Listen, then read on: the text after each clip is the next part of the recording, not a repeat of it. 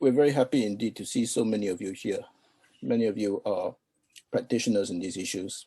You're from academia, private sector, in the diplomatic service of your country, maybe, or just genuinely interested individuals. Whatever your background, you're here because you want to learn, you want to inform yourselves, and you are probably interested enough to know that there is an entire circuit, a conference circuit on these sets of issues, fake news, disinformation, and related issues such as foreign interference. We, in sense, when we organize this, which is one of a series of seminars on this issue, we cannot and do not claim to be the best.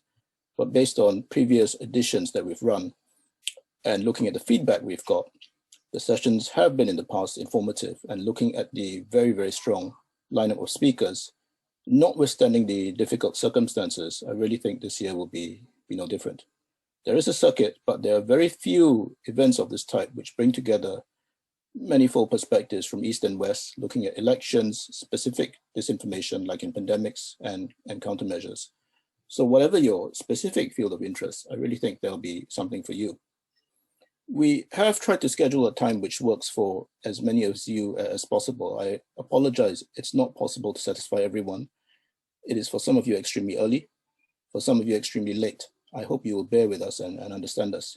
There will not be coffee breaks or meeting each other over the buffet table, which of course is a key attraction of SENS events in the past if you've attended them.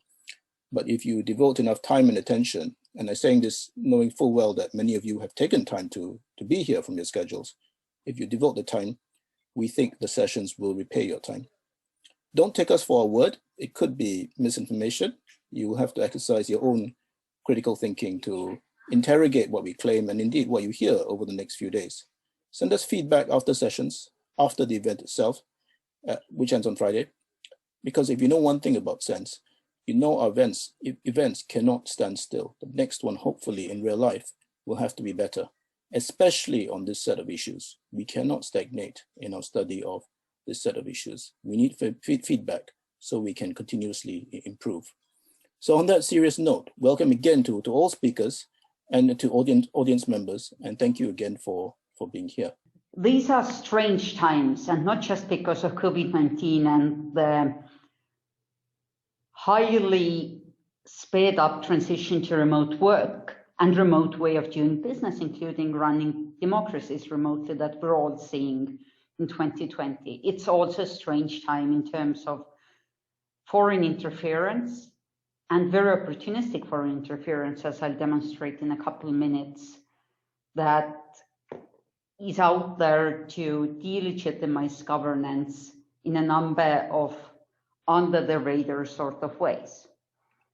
So when we speak of that, many of course first think about Estonia in 2007, when as a reaction to moving a Soviet era military memorial from a city center behind a trolley bus stop, really, to a military cemetery, a much more fitting location for a remembrance, was met with street protests, as well as what would be called information operations in modern view, and somewhat coordinated cyber attacks against Estonian digital infrastructure, the media, financial institutions, as well as government.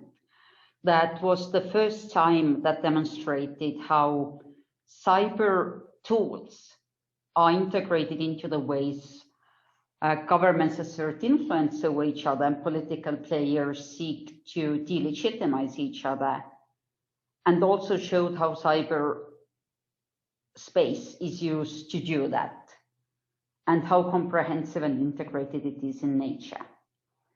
And things didn't stop there, of course, as if it wasn't complicated enough to be in Georgia in 2008. On August 11th, just around elections, on the website of then President Saakashvili, this image appeared, obviously comparing him to a dictator of 20th century in a rather non-flattering way. And then if you just look at the political use of digital tools, it ranges from Stuxnet, discovered in 2010, but active at least since 2009, credited for taking down a number of Iranian nuclear centrifuges, to the Sony Pictures attack that was a result, or rather reaction, now attributed to North Korea, to the otherwise utterly unremarkable movie The Interview coming out.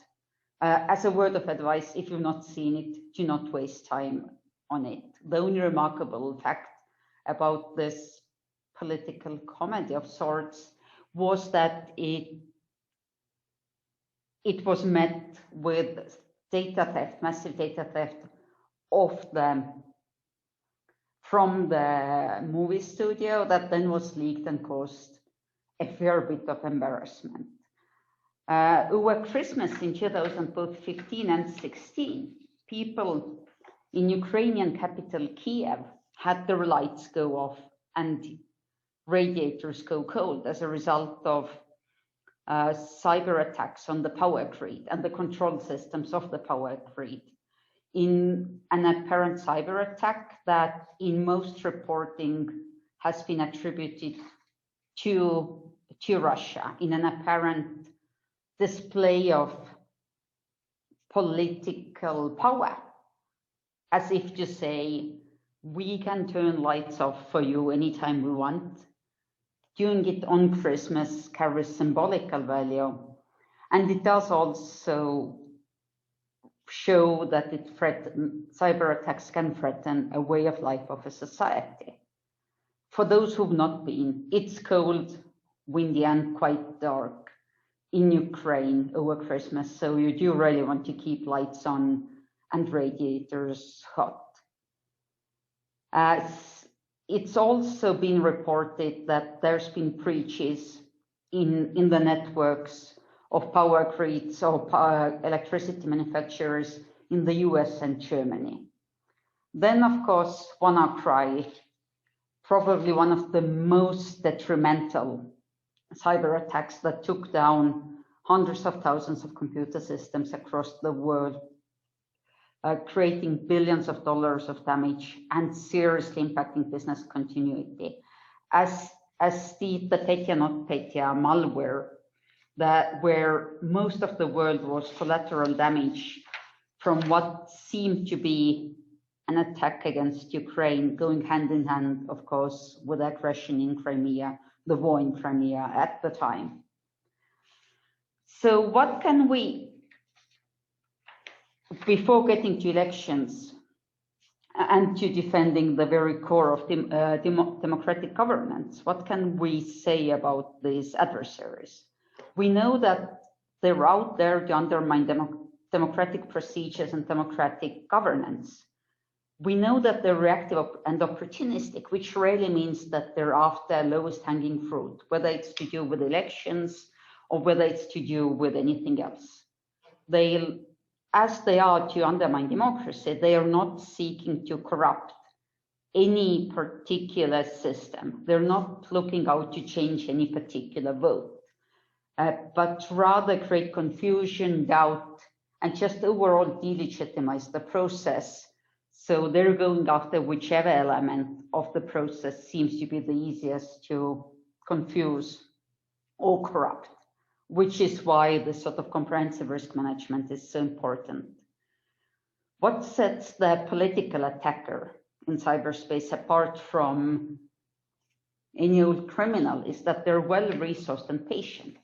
In other words, they don't shy away from laying low for a year and a half, as was the case with the Democratic National Committee attacks of the 2016 US presidential elections. They're not out as criminals would be to grab and run and monetize. And they're well-resourced using a mix of custom developed and off-the-shelf tools. And in doing so, they're really using all and any tools and targets, again, to delegitimize the electoral proceedings in these very integrated operations that integrate cyber attacks, data theft, also information operations that we'll hear a lot more about today from my colleagues, and that are also well set to really just create doubt and confusion. It fits into an overall pattern of evolution of the threat, where there's limited impact in the 2000s, up to the 2000s. And then after a wave of rise of cybercrime in early 2000s, there's the initial impact on national security, as the case of Estonia and Georgia have demonstrated most publicly, but not just them. And as there's the creeping impact, sometimes detrimental to essential services and critical infrastructure of societies, we're starting to see a visible impact on democratic processes as well. And here's how that has worked.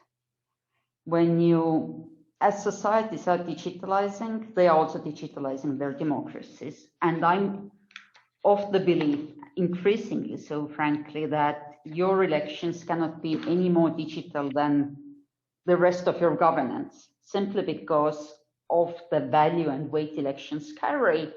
They shouldn't be where you experiment with technology.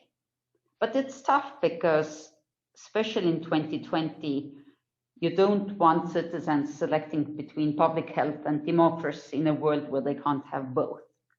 So there's many governments have been seeking ways to digitalize their elections quickly and seeking ways to do that securely. And of course, any selection starts with a fundamental, with the vote itself. And whilst there haven't been proved cases of massive vote theft using digital means, it's clear that the way you implement technology and deploy technology has a huge effect on whether your elections are secure. This here is a case from Switzerland, where in a culture that has referenda on many cases, many issues, and often piloted an online voting system where the researchers, part of that public hackathon, I would say, came back and reported that while there didn't seem to be ill will, it was rather clear that those deploying the system had limited understanding of complex cryptography, which is the basis of secrecy and privacy in most digital systems, and by no means knew what they were doing, which is not how you should be deploying technology to elections or in fact anywhere else where it's critical. In Estonia in 2017, and this is one of my favorite war stories, I have to say, as local elections were to take place in October, it turned out that our digital ID card, the very basis of creating digital identity that's government-backed and secure, had a fundamental cryptographic flaw in it, in the firmware that Estonia had not chosen. Furthermore, the 600,000 affected ID cards in Estonia were part of about 2 billion similar chips that were faulty. And the lesson there was, as you can see, this is a few days after Estonia received notification, where at the table there's the, at the time, Director General of the Police, those responsible for identity management in Estonia, the Prime Minister, the buck stops with him, at the time Minister of Economic Affairs and Communications, into whose area digital identity and e-governance falls, and finally my, at the time, Director General, and we at the Estonian Information System Authority were responsible for finding the fix. And this is, whilst it has nothing to do with elections, as a facilitator in the ecosystem, created serious questions about whether Estonia can still go and vote online a few years ago. You'd be glad to know that it's a happy story where we had a fix before that vulnerability was weaponized anyway in the world. And in fact, a record number of people cast their vote online. Similarly, in Ukraine, in 2014, as Green men were marching into parts of that sovereign nation, on the evening of elections, this is what the website of the Central Elections Commission is reported to have displayed. And as you can see, that report was on the Russian Channel 1 TV news. It shows Dmitry Yarosh, one would consider a right extreme marginal candidate, winning the first round of presidential elections at 37% of the votes, whereas Mr. Yarosh actually ranked 11th with a slightly less convincing 0.7% of the votes. Whilst again, this has nothing to do with the voting or tallying of the votes. It does create doubt and confusion around elections, as to the best known cases of 2016 of the hack of the US presidential candidate Hillary Clinton and the French now President Emmanuel Macron's campaign. Whilst these have nothing to do with the votes being cast, tallied, and the results displayed, they have everything to do with the public faith in the elections. And in fact, to this day, the best known election hacks. In Latvia, a couple of years ago, so this is 2018, on the eve of parliamentary elections, this is what the front page of the most popular local social networking site, Traugiem.lv, looked like. I've been told, but in addition to flying the flag of the the Russian Federation, rather, it also played the anthem of the Russian Federation. It's hard to know whether that was who was behind this attack, and it has never been formally attributed, but it doesn't take a lot of analysis to see how that discredits and confuses those looking to vote. Which brings me to last week, in fact, where the now outed director of the Cyber and Infrastructure Agency of the United States Department of Homeland Security, Chris Krebs, probably the only civil servant who's left the Trump administration with more of a professional reputation intact than going in, started a rumor versus reality campaign to say, no, this is what's actually happening. And this highlights how increasingly in the modern day of age, elections have to be also protected in terms of how they run and from mis and disinformation concerning the elections, the electoral procedures themselves.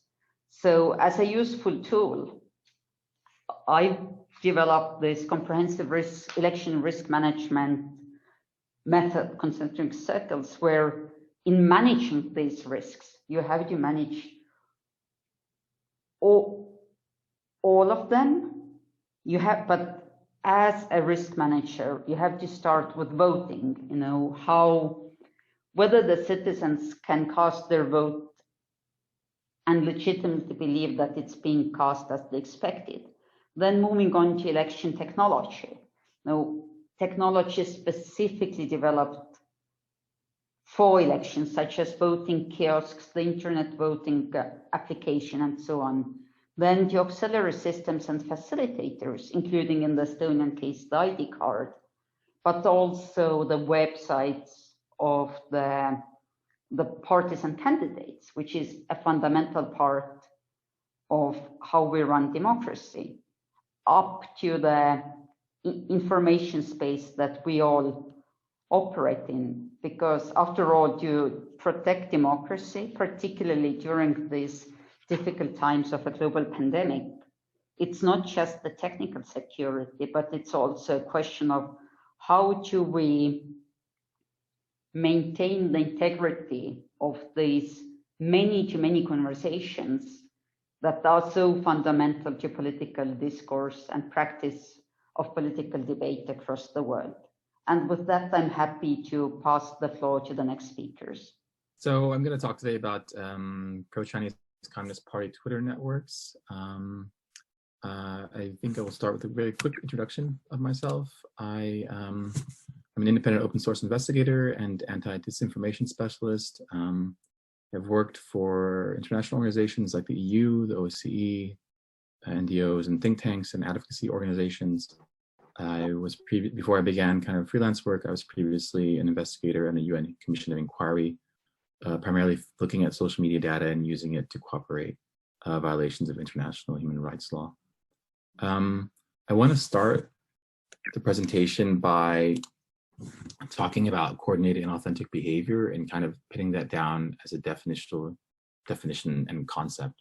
So the term has been used quite frequently. It emerged in late 2017 with Facebook first using it to refer to malicious activity on the platform. And the term essentially refers to, a network of accounts which are coordinating in some way and misleading people in that coordination through the use of inauthentic or quote unquote fake accounts to do so. Twitter has adopted not the term coordinated and authentic behavior, but the phrase platform manipulation, which refers to kind of a wide range of activity. But kind of at the core of this activity is, the amplification or dissemination of content in a non-organic way. This has been, I would say, kind of an increasing area of study for scholars and practitioners. So you've seen some scholars who are attempting to kind of theorize, what coordination looks like, the techniques mostly quantitative or computational that we can use to uncover it. And other case studies. So for example, we've seen looking at rapid link sharing behavior during the 2018 and 2019 Italian elections, during the 2019 UK elections, and other elections, also the European Parliament elections in 2019 as well. But one of the main challenges, which becomes quite obvious, is that it's really difficult to operationalize these concepts. So when we think about something like coordination, how many accounts have to be involved in that operation and coordinating in some way to meet that threshold?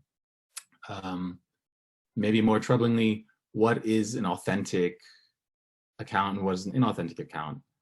And, how do we actually, what does that look like and concretely? After all, there are really good reasons why people may not want to use, for example, their own profile photo or image. You could think of maybe dissidents in authoritarian regimes. Does that make them inauthentic? And maybe another challenge here in these concepts is that a lot of the activity that we see online is coordinated, genuinely, or it at least appears coordinated in some way. And we can think about, the recent George Floyd protests and Black Lives Matter movement, which also relied heavily on say, Twitter, for example, to coordinate. We can think of the Me Too movement as well as examples. So this is simply to introduce, this idea of CIB and not to take for granted that, these concepts of coordination or inauthenticity are really clear cut. But in researching these kind of things, we often rely on specific indicators of suspicious activity. So as an example, we think of number of high digits in account handles, particularly on Twitter, or handles which hew to a specific naming convention. This is often maybe less and less used as a heuristic, especially as Twitter introduced kind of an onboarding process, which now requires users to have digits in their account handles and requires them to change that at a later time. We have maybe the use of accounts which seem to be created in batches during specific times. The reasoning here is that often, the principals who run disinformation campaigns don't have always accounts lying around or assets lying around, and they need to spin up new ones as they respond to, maybe a political protest in their country, which they want to control the narrative of. You have high rates of activity like tweeting, retweeting, replying, which is often used. You used to see, I think, maybe a couple of years ago, you had thresholds like, more than 75 times per day means it's suspicious activity. I think as we've become a bit more sophisticated, we see that, we have someone like, President Donald Trump who tweets high above those rates and isn't necessarily a bot or abnormal in some way. And then finally, we have maybe a bit more sophistication, which is looking at patterns of coordination. So things like co-tweets, retweeting, mentioning, which is to say that you have multiple accounts which tweet the same content at the same time or within a specific time interval that usually varies between 1 minute to 5 minutes in the literature. And then you have a network-based approach, which looks at the similarity between content that is used by accounts. So you might have multiple accounts who use, maybe Twitter accounts who use similar text in their biographies or post similar content. Maybe it's links, maybe it's domains or sites, maybe it's specific images. And so you look for, at the similarity of content and the time threshold. So these are some of the indicators that we use. So keeping these things in mind, I wanted to kind of investigate the emergence of, I would say, in popularity of two CCP officials at the beginning of the pandemic. I was particularly interested in the accounts that were following them and seemed to be engaging with them at high rates. So just to go quickly over methods, from two TCP officials, I collected, over 1 million followers and friends from those accounts. I took a random sample of around 5,000 accounts, which had been created in 2020. And I took tweet level data from their timelines. It resulted in around 500,000 tweets. And then I processed and analyzed that data in R. And I did that keeping in mind these indicators we've just talked about. The first thing that was quite apparent looking at, say, only 2020 was that nearly 300 of the followers, or 27%, were created in 2020. Particularly in March and April, we saw the highest number of new accounts which were created. And there were new spikes of accounts created between the 13th of March and the 24th. And you can see those in the graph quite clearly.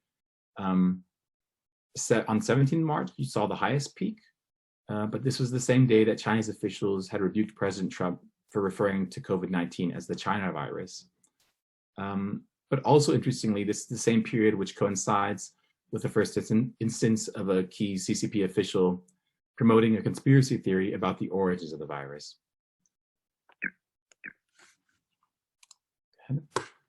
When I looked, a bit further, and I wanted to look at the naming conventions, which is another indicator we mentioned, we saw handles which look like this, and they were created in batches as well.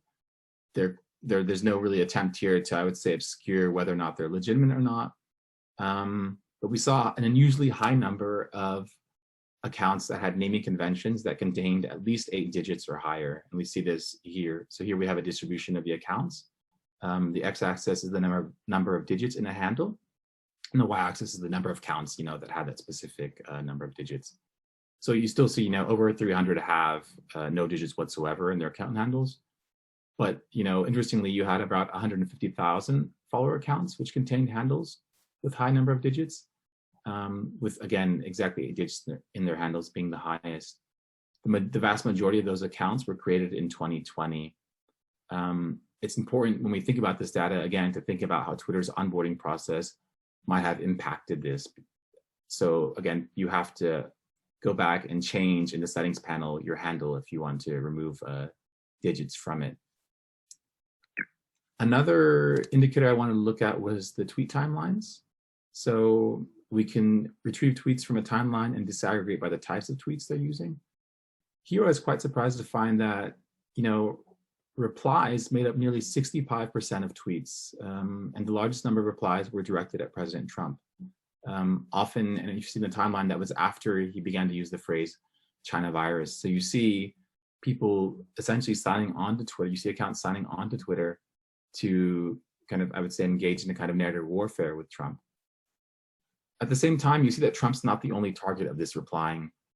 So you see an account here which has no profile photo, which has the same text that it posts to various different accounts which had used Chinese virus in some way.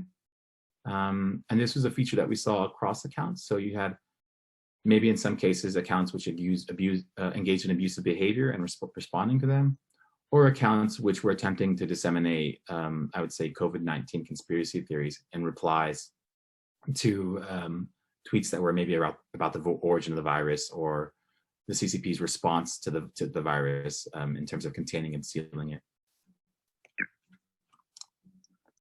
These are all the accounts that were most replied to. We see Donald Trump is the most, the most replied to. Then we see other accounts. So you had replies which primarily targeted, Donald Trump, American diplomatic officials like Pompeo, Taiwan's president, and then you had major media like Voice of America, the BBC, Deutsche Welle, the New York Times, and others, as well as their Chinese language counterparts. You also had accounts which were replying to the accounts of CCP officials and Chinese state-controlled media, and that was largely in praise or in agreement with maybe their rebuffs or statements they made regarding President Trump or American policy. So one thing that I really wanted to understand was whether or not the behavior we were seeing was in some way coordinated. So far, qualitatively, a lot of the narratives seem to be aligned with each other. And often we saw accounts that were using the same text in their replies. But we're looking at here as a graph, which is, it's called a reply network. What I've done here is we're looking at accounts which are clustered depending on who targeted them with replies. So we see, on the left-hand side, we see a cluster of accounts which are primarily English language media. And then on the right-hand side, you have ones which are primarily Chinese state-controlled media. Whereas at the bottom, you have a green cluster, which is a combination of Chinese language accounts of English media and Chinese state-controlled media, and as well as Taiwan's president. And then you have a cluster at the top, which contains, the White House, real Donald Trump, Secretary Pompeo. What these specific clusters suggest are that there were specific groups of CCP followers which were directing their replies at specific targets. As another layer to kind of move away more from the quantitative stuff is I wanted to see what would the narrative timeline look like, and I assembled a list of keywords across different topics in Chinese and in English, as well as hashtags.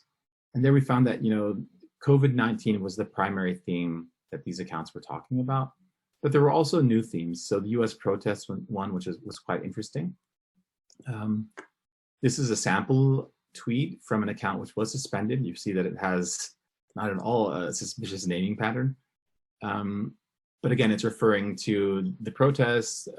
It's obviously anti-Trump.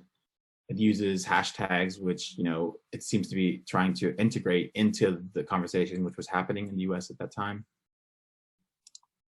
We see this as well in some of the content that was posted by these accounts. So the accounts were, using racial and social tensions within the US and attempting to exacerbate them in some way. Also to highlight US hypocrisy. We see in one tweet the use of 5 demands, not one less, which was a hashtag used during the Hong Kong protests. And we see this attempt to frame the protests in contrast to those in Hong Kong and the US response and the police response in the US to the responses in Hong Kong. So just to recap the findings really quickly, we found first an unusually high percentage of accounts with 8-digit handles or similar handle conventions. And then we found batch account creation on specific days in March that suggested that the accounts had been spin up in response to some activity. Unusually high rates of replying to specific accounts. Here, what I did, to better understand whether or not this is actually unusual is I benchmarked a lot of this data against what I would call non-political data and political data on Twitter. So I took data from the hashtag RStats, which is the hashtag refers to a kind of programming language and programming language community. And then I took a hashtag called Keep Texas Red, which is also a political hashtag which refers to Republican Party efforts to keep Texas red. And that's when I refer to kind of these unusually high percentages, I'm comparing them to political activity and non-political activity. And then finally, we had a high percentage of co-replying. That is to say that you had accounts which were replying to other accounts within a specific time period. This was within 2 minutes, and they were often replying with the same or similar text. Here, which I haven't documented here, but we had the use of the same social media profiles across various accounts when we ran a reverse image search. Maybe as a final thing is we identified at least 9,000 accounts some of those with higher confidence than others of suspicious activity. So for example, maybe 1 or 2 indicators, were set on an account, whereas maybe other accounts had 3 to 4 checked. We reported those to Twitter. Twitter pushed back on the methods a bit, but after a couple of weeks, around 3,000 of the accounts we had flagged were suspended. We don't know the nature for the removal or the suspension of those accounts. That was never disclosed to us. Presumably, they were not engaged in kind of like information operations. Otherwise, that would have been disclosed. So they may have been suspended due to maybe harmful coordinated activity, which is a new Twitter policy, or for maybe abusive behavior. But looking at a couple of metrics in those suspended accounts, we find that accounts with 10-digit handles were those which were highly suspended, and then those with 8-digit handles, and then followed by 11-digit handles, and so on. We also then found that the creation dates for those suspended accounts were primarily on the dates that we had outlined. So that was the 13th, 17th, 21st, and 23rd of March. The key takeaways that I think which are worth highlighting is, these indicators about authenticity or coordination are really just heuristics, which help us, think about whether, help us look at account quickly and make a determination about whether or not that's suspicious. But they're not hard and they're not set in stone. Public data that we have access to as researchers and open source investigators can't really tell us anything about the agents behind a specific disinformation effort, unless they're really sloppy and they maybe have a website that they're using where they haven't concealed maybe registration information and can be traced to a specific actor. And then finally, coordination patterns really by themselves aren't enough to detect disinformation campaigns. We have to think about whether or not the activity we're seeing is in response to a specific activity. Maybe it's, in this case, Trump making inflammatory political remarks, or maybe it's in response to legitimate protest activity. So, our analysis of coordination has to be coupled with a lot of context and qualitative understanding about what is that coordination in response to, and is there a reasonable explanation for that coordination? So I would hand it off now to the next speaker. All right.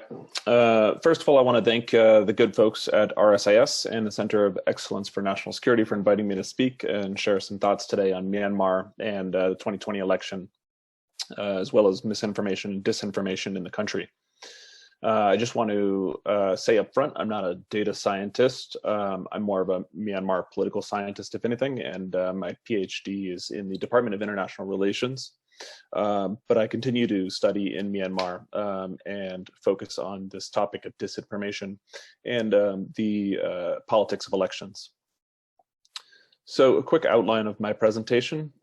First, I'll take a look at internet statistics in Myanmar, the quick growth of internet access in the country. And then building on some of Ray's terminology, I'll distinguish between misinformation and disinformation. Then I will argue why Myanmar is particularly vulnerable to the effects of fake news. And I will provide several examples of disinformation in Myanmar. Finally, I will briefly mention several grassroots civil society organizations, or CSOs, working to combat fake news and educate people on digital literacy. So I was looking at the internet statistics in Myanmar.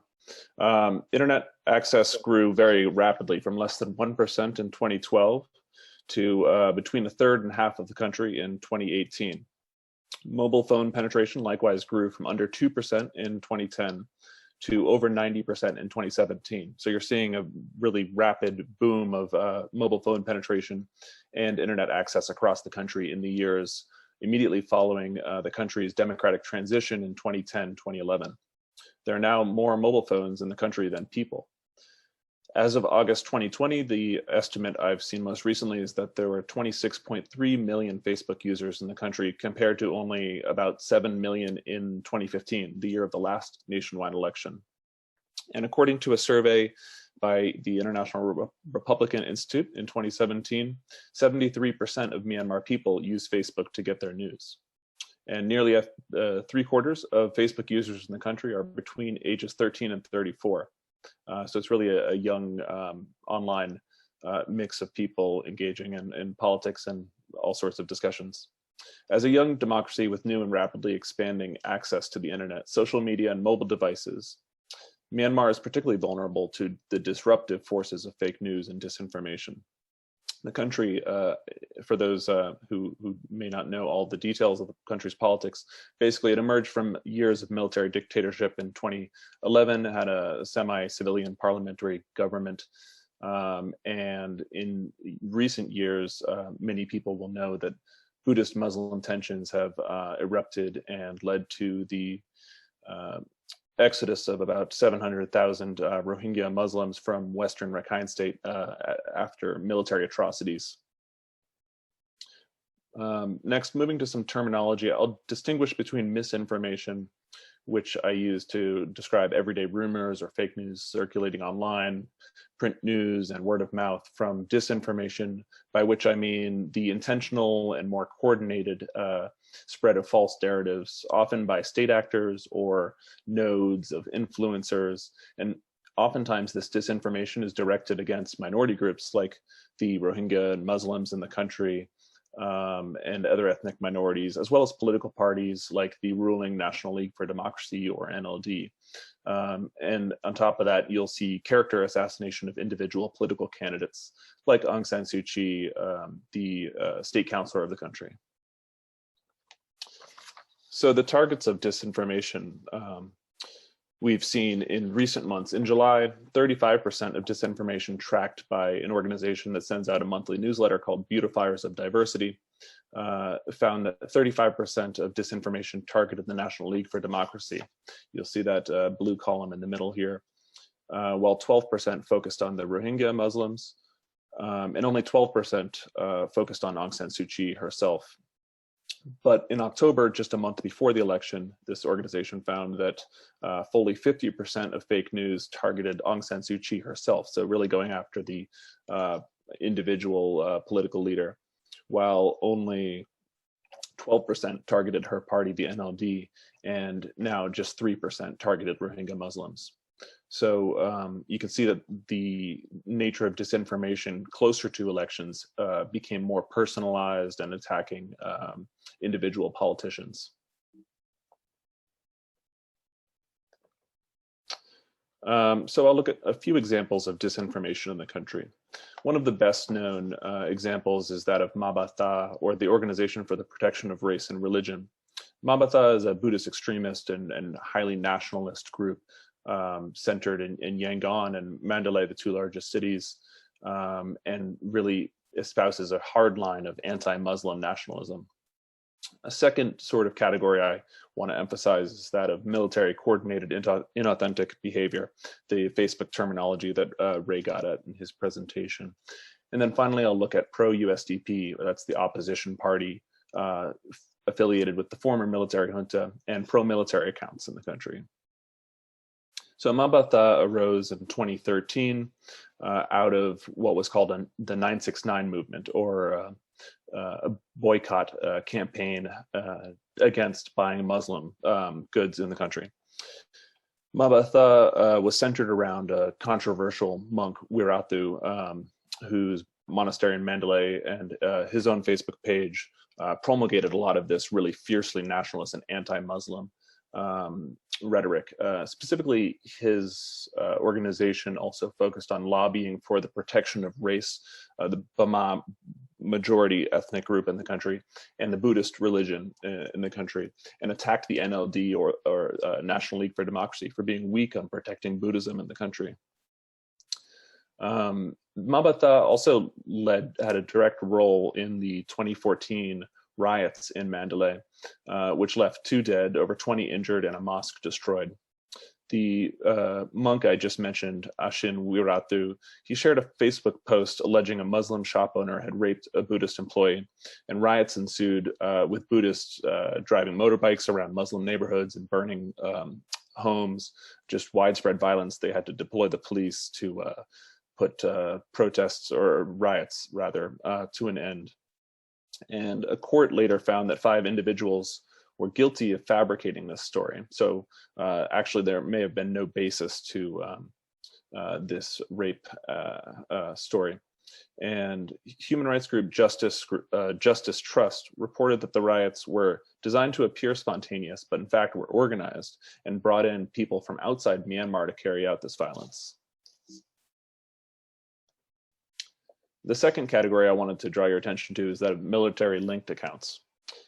In October this year, Facebook took down hundreds of accounts for coordinated inauthentic behavior, including 70 accounts linked to the military. Most of these accounts were sharing positive posts about the military and its affiliated party, the USDP, and content critical of Aung San Suu Kyi.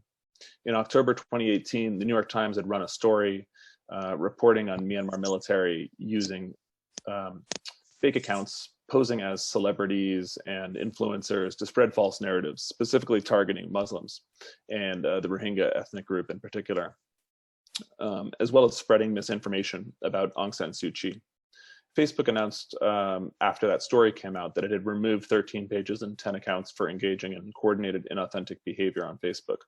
Some of the accounts it blocked, including 18 Facebook accounts, 1 Instagram account, and 52 Facebook pages, had almost 12 million followers. So you could see that this already had attracted a huge following and critical mass in the country. The next category we'll consider is that of pro-USDP. Again, they're the opposition party, sort of affiliated with the military and previous junta, as well as pro-military accounts. And I don't mean to suggest that the military and USDP are the only ones responsible for disinformation in the country.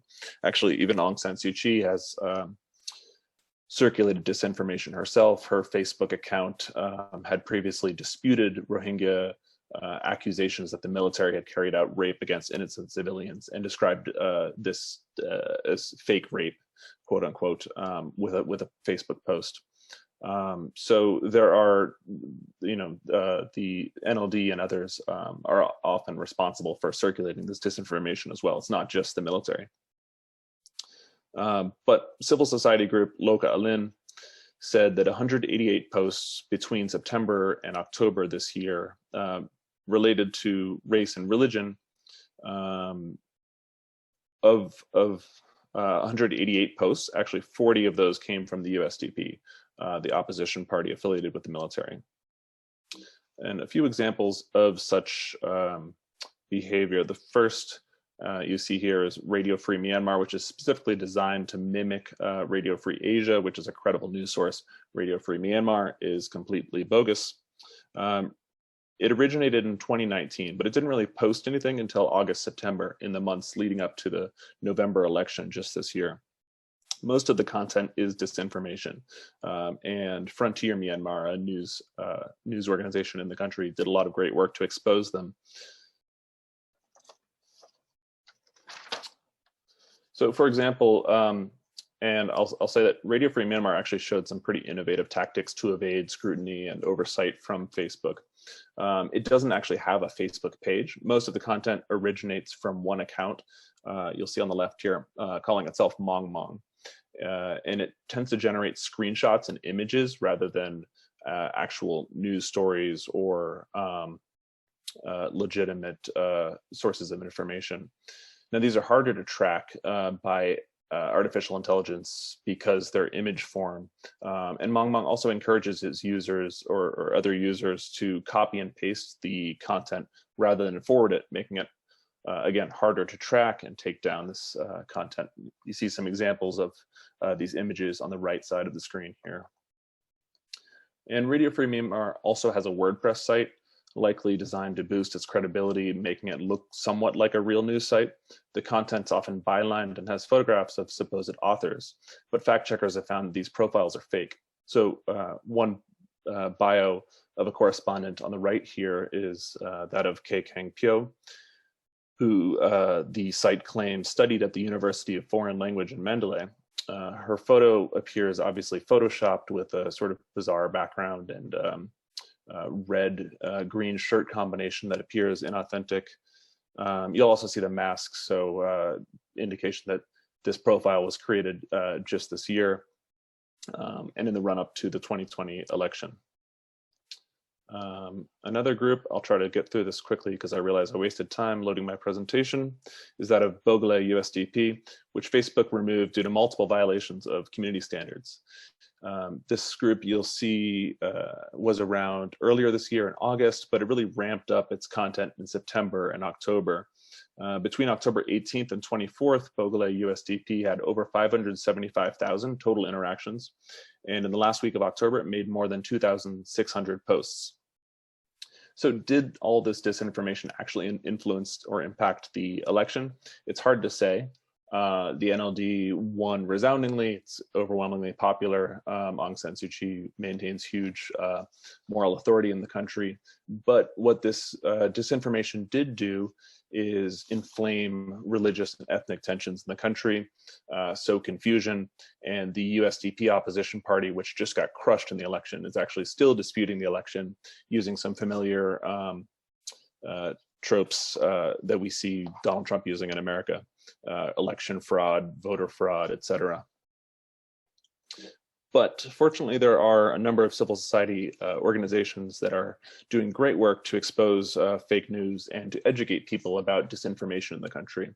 Just a few I'll mention quickly. One is Panzagar, which means flower speech. It emerged as an anti-hate speech campaign in 2014. It ran a sticker campaign on Facebook. It was downloaded 2.7 million times in 2015 and 2016. And used in 12.9 million Facebook posts and messages. Its advocacy efforts led to the creation of another organization, Myanmar ICT for Development Organization, or MIDO. MIDO has a fact-checking initiative called Real or Not, which flagged the Radio Free Myanmar site and posts that we looked at earlier. MIDO reported on fake propaganda emails as well, coming out from purported accounts alleging to be journalists or news organizations, and even mimicking government offices and institutions, and emailing YouTube propaganda videos and disinformation and malware. And a third I will conclude with is Pandiar, which is part of the Myanmar Tech Accountability Network. They do a lot of cool work. They emerged from this thing called Code for Change Myanmar, which is a hackathon back in 2014. And they invest in promising tech startups in Yangon, the biggest city, and host digital activism events like the annual Digital Rights Forum. One more I mentioned earlier was Beautifiers of Diversity, which sends out a monthly newsletter with a lot of statistics and interesting analysis on disinformation and hate speech in the country. The good news, and this was corroborated on my research last year in the country, so there are a lot of these organizations, a lot of really smart young people engaged in this sector. So despite the enormity of the problems in Myanmar, I am encouraged that a lot of young people are engaged in this sphere. And hopefully we can get into a little more of the details in Q&A. So thank you very much for listening. Thanks for your patience. Thank you so much for having me, and it's been great listening to the other speakers' presentations. I look forward to the discussion in the Q&A. So today I'm going to be talking about subversive avenues of influence, specifically looking at peer-to-peer texting and the use of social media influencers in the US 2020 election. And a little bit more background about my organization. I am in the Center for Media Engagement at University of Texas, Austin. I run a research team of 14 researchers studying propaganda, working under Professor Samuel Woolley. And our main areas of research have been looking at how encrypted messaging and closed messaging are used to influence election and political discourse in US, India, Mexico, and Brazil, and also looking at how location data is being used to influence politics in the US and political messaging. But specifically, I'll be talking about peer-to-peer texting and social media influencers in this presentation. So to start, I'll give a quick example of how peer-to-peer texting was used to spread disinformation in the US 2020 election. So a week before the election, these texts arrived in people's phones without their consent, with just random people's phones in swing states such as Michigan, Wisconsin, and Pennsylvania. And they say, "Hi, I'm a Democrat volunteer with APP PAC, which stands for American Principles Project, which is a conservative PAC advocacy organization. Did you see Joe Biden endorse sex change operations for children as young as 8? That's way too extreme, and frankly, it's really weird. Watch this video, reply stop to opt out." and the video links to an APP video. This is part of a series of disinformation campaigns and misinformation campaigns related to statements that President-elect Biden made at a town hall when a mother of a 8-year-old transgender child asked, how are we going to respond to the rolling back of transgender protections that occurred under the Trump administration. And Joe Biden said, I will restore the Civil Rights Act, and but never mentioned anything about saying that that kids should transition. So it was a misinterpretation, and actually also showed up on Facebook. This is just one of a normal person's post that's repeating this misinformation. And interestingly, Facebook did end up fact checking these posts, which is just an example of how at times some of the platforms were able to respond to some of the disinformation. And in part, Facebook responded to this post because of feedback and critical press that they had received from advocacy organizations specifically related to this messaging and activities of the American Principles Project. So just to set the scene, there were several unique factors that occurred that have been touched on by several of the other speakers that led to the US 2020 election being as it was. One is, of course, COVID-19. And a big impact this had on the campaigns is that they had to switch from in-person canvassing, which is a central vector that is used by campaigns in the United States, where people go and knock on doors and talk to swing voters and undecided voters, and generally just emphasize face-to-face contact and in-person fundraising. And so one note about that is that the Biden administration said, we're not going to do any in-person canvassing due to COVID, and didn't lift up that ban until a week before the election. And this impacted the party line, where a lot of other Democratic candidates didn't do in-person canvassing. The Trump campaign did not stop any in-person canvassing. And there was 1 week where they claimed to have knocked on 1 million doors while the Biden campaign knocked on 0. But I have this image of phone banking on the right just to show these alternatives. And the alternatives that were sought were phone banking and peer-to-peer texting, which were big components, but also a shifting of a lot of funding to spending on alternative ways of mobilizing individuals, such as using social media influencers. Additionally, due to COVID-19, Americans reported spending a greater amount of time on social media and on the internet in general, which is no surprise. And there was increased fear, distrust, and division across the world, and especially the United States, where there was inconsistent, discussion of the effects of COVID-19 and how to handle COVID-19. Additionally, there's unrest, as was touched upon. There's protests following the May 25th killing of George Floyd that swept across the whole nation and parts of the globe. There's also protests and resistance to COVID-19 precautions. Here's an image of a woman saying, "My body, my choice," which is an interesting, co-option of language from the progressive side, which usually has to do with women's reproductive rights. But, and there's increased support for QAnon conspiracy, which, in case you haven't heard about QAnon, it's a conspiracy relating to the idea that Donald Trump is fighting against a large deep state cabal of both progressive and conservative elected leaders in the United States and politicians globally that are running a sex trafficking ring.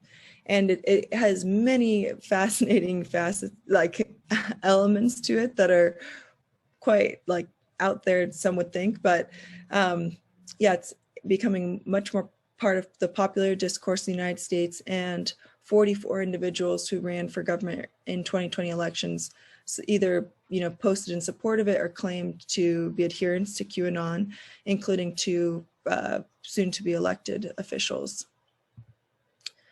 And lastly, the social media platforms were debatably better prepared than in 2016.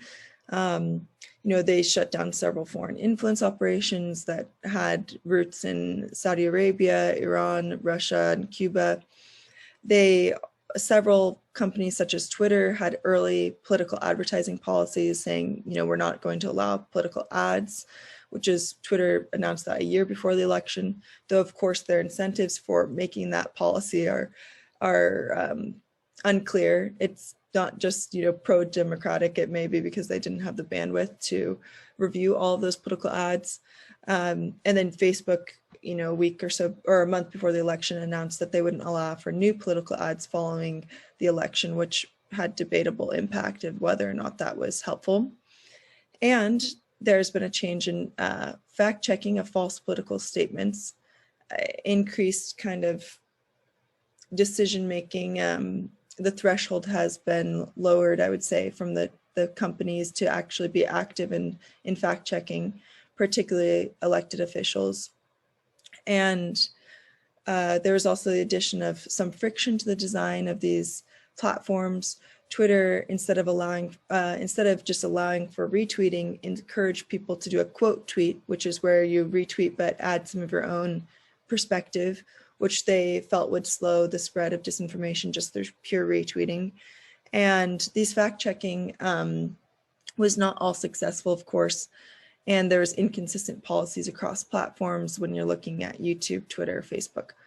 So here's an example of when the first time Twitter fact-checked President Donald Trump when he was discussing in May about mail-in ballots being fraudulent.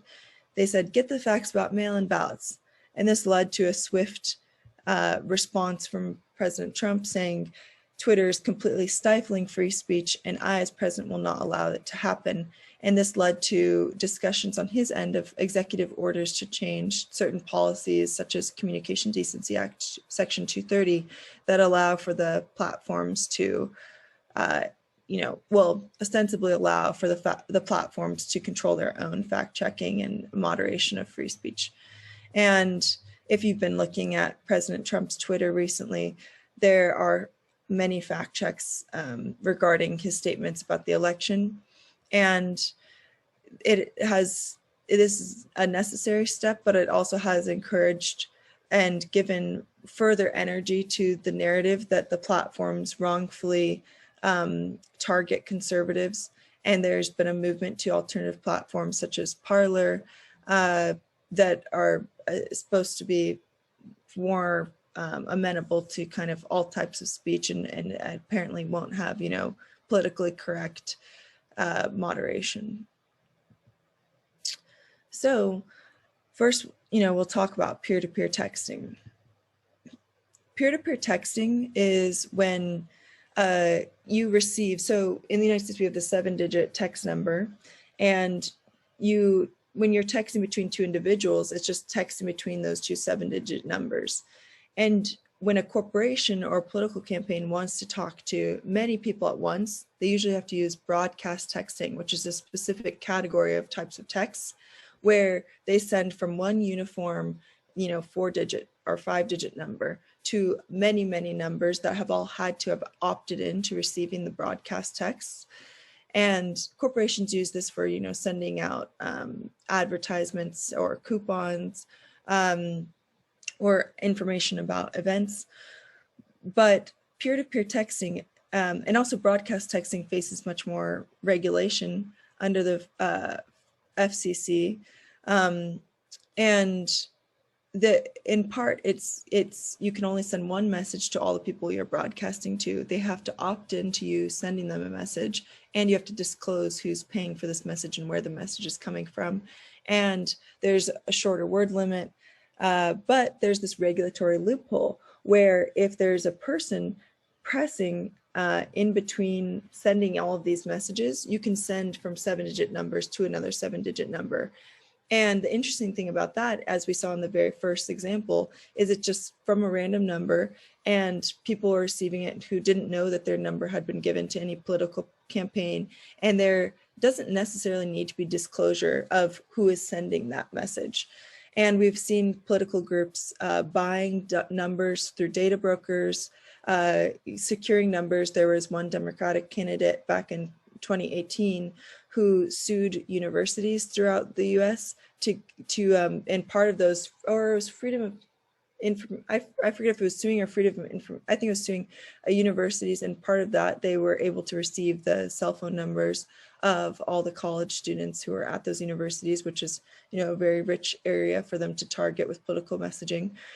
And so, yes, peer-to-peer texting is a really interesting loophole that we're all kind of wondering how the regulatory structures will respond, because it has increased in popularity dramatically. In 2016, Bernie Sanders popularized peer-to-peer texting when he worked with this company called Hustle to send, it was only about, you know, like 5 million texts or so, 5.5 million texts. And since then, it's become a massive industry with tons of companies that allow for this infrastructure software where you can just have volunteers or have paid employees just clicking, and they can send up to 10,000 texts in an hour per volunteer. And so it's technically not automated, so it's not under the regulatory structures of auto dialing, but and you don't have to have the consent of the person receiving the text, and you don't have to disclose the funder, as I mentioned.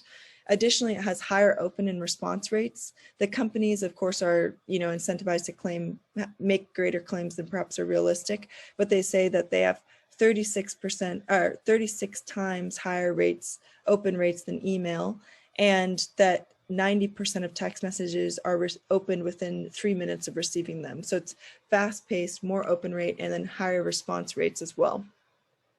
And so an estimated 2.6 billion texts were sent prior to the election, and Republicans sent like 1.8 times more than Democrats. So here's an example of Republican peer-to-peer texting where it says, you know, vote for Nick Freitas for U.S. Senate.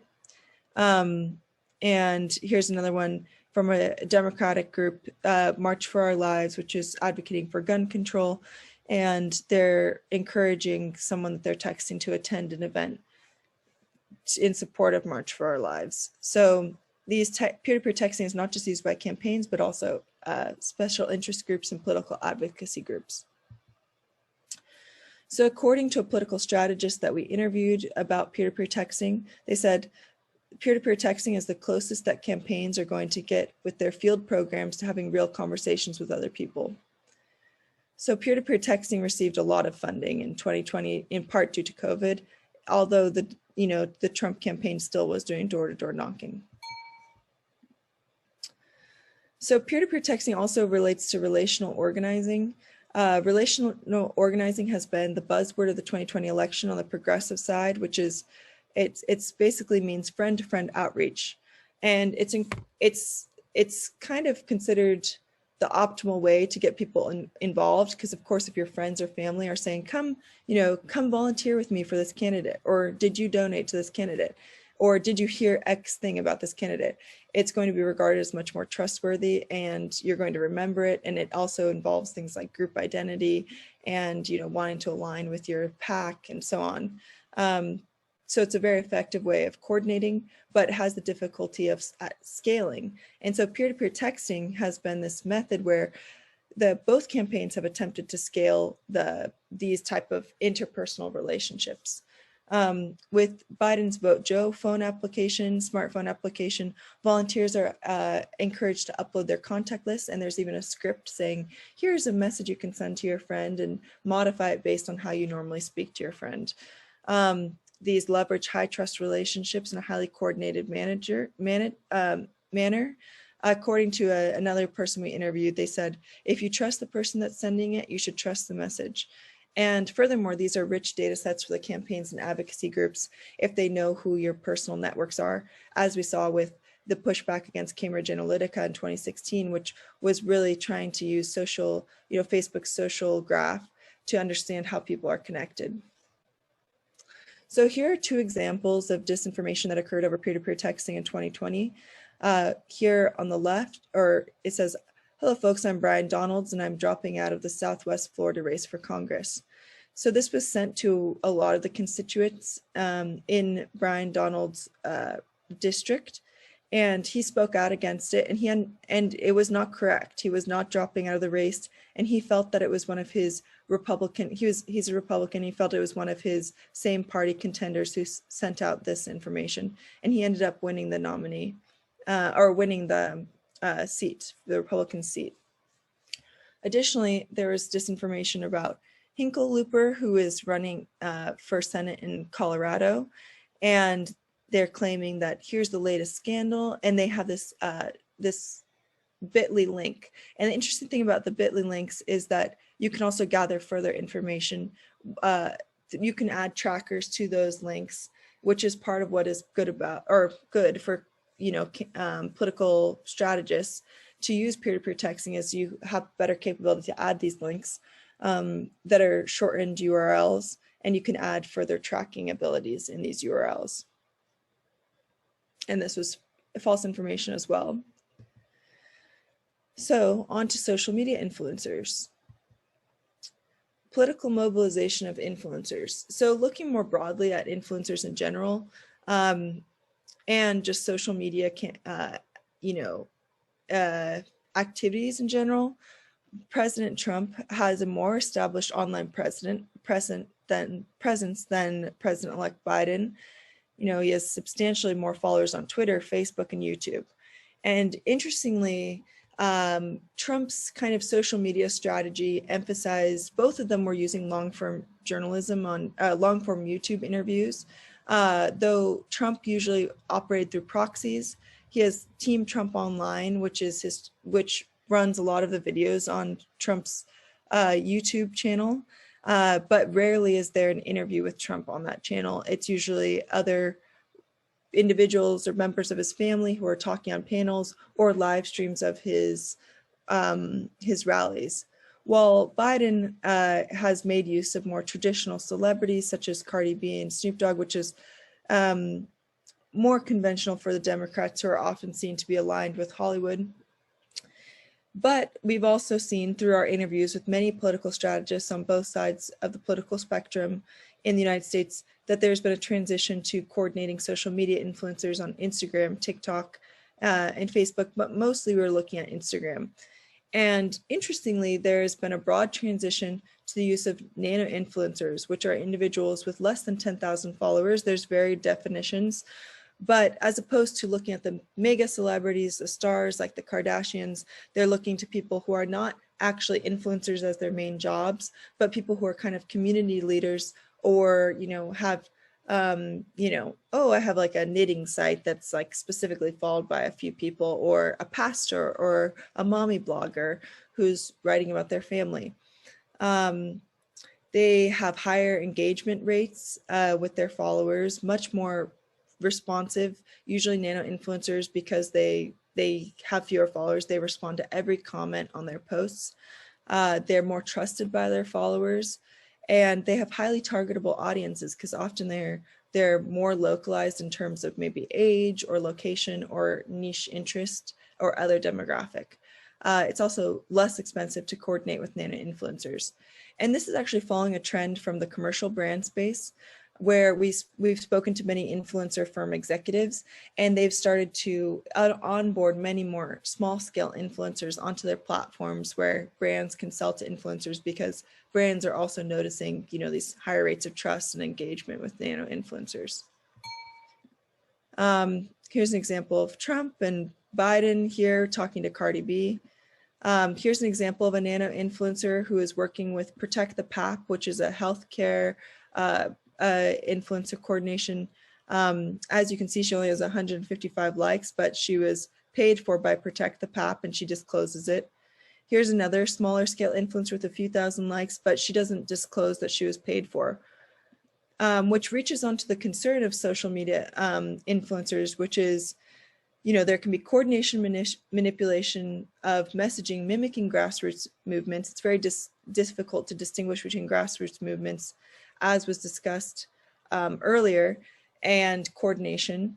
There's also already existing practices such as engagement pods, which is where accounts coordinate with each other. And this is even small scale influencers. They just make either direct message groups where they like each other's content, or there's more corporate level where there's Telegram channels where thousands of people are coordinating together.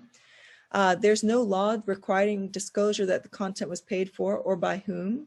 So this is extremely concerning. This allows for dark money and foreign influence operations, as well as domestic influence that aren't being disclosed.